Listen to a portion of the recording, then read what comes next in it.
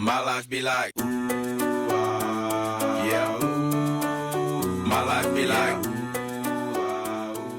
Welcome to 417 Brazilian Jiu-Jitsu, and I'm Glenn Cousins, and this is our next installment on building your game plan.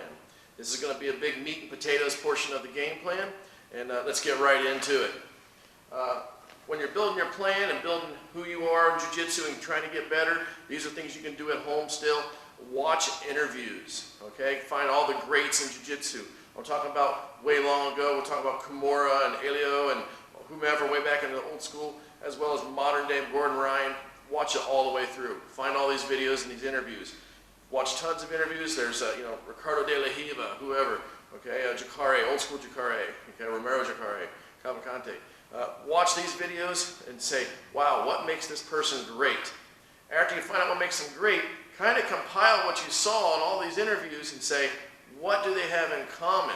There's a commonality. I'm going to tell you one thing right now that they all have in common is they're driven, and we're going to call that, focus, that whole obsession with Jiu-Jitsu, and that's what they have. And they turn that obsession into, passion, and you're going to see that come out in every part of one of those person's interviews. Next, we're going to talk about analyzing yourself. We talked about that in our last video just a little bit, but let's get into it some more as far as analyze every position, offense, defense, everything like that. Again, I want you to make a list of 20 things that you're very good at and 20 things that you're bad at. And you say, well, 20, I don't even know 20 things, or I can't think of 20 different things. That's why we're going to make you think about it, okay? Think about these things minutely. These are the things that you could overlook if you don't think about them. So make a list of 20 things that you're good at, and make a list of 20 things that you're not so good at.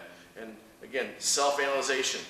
From the positions, from all the jiu-jitsu positions, think about control, escaping control, defense to submissions, and then as well as the submissions and the setups for those submissions. So those are things we want you to make a list and then say, oh wow, these are all things I can work on.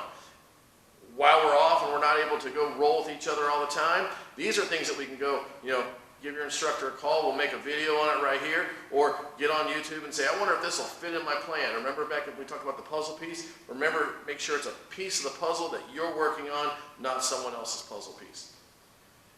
Next, get back on YouTube or get wherever on one of the channels and watch championship matches. Watch champions have matches. Okay, it doesn't mean just the finals of the worlds or whatever, but every match, you can in world championships, top level competition. That is what works, okay? These are what works for high level people. How do they get there? How do they make it happen?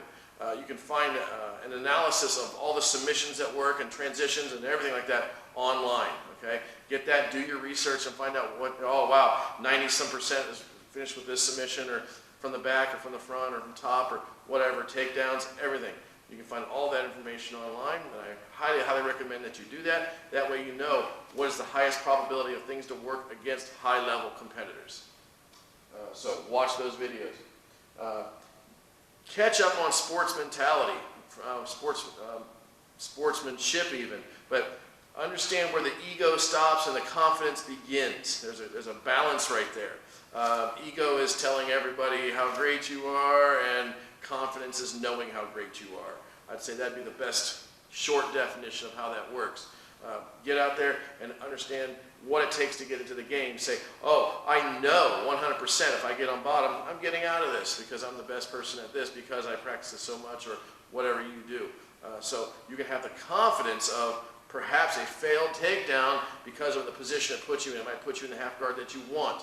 It might put you into another position that you want, or a certain set of grips that you want. So again, your analysis on that is very important as far as understanding sports mentality. Something else we can do while the time is off, this is an individual drill, this is more of a motion thing rather than writing things down.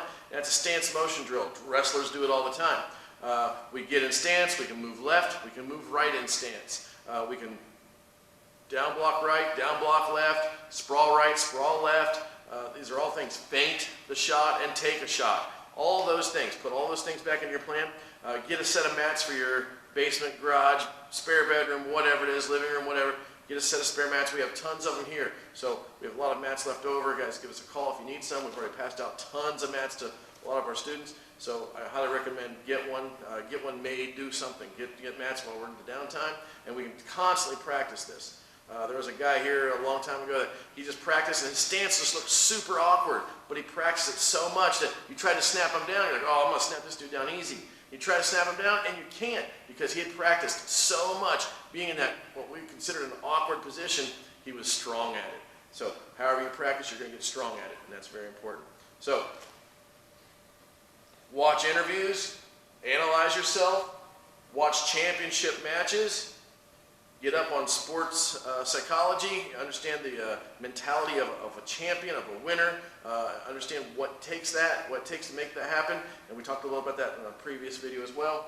And then practice your drills, okay? That's where everything starts, okay? If you get the takedown first, you're up on points, and the momentum is on your side, okay? If you start down on points, you got to fight your way back, and if that guy's good at stalling and controlling, you know, we've all seen the 2-0 matches in the World Championships. Takedown, done. No submission, no attempts, no nothing else, just a lot of control and a lot of trying to escape. So again, that gets you a good mental up as well as points up in the beginning, whether it's for self-defense or anything like that, it's also the same. So thanks for watching our video here today. Like, subscribe, and share, and we'll see you on the next one. Take care. They say, hard work, I earn my pay. Hard work, I get off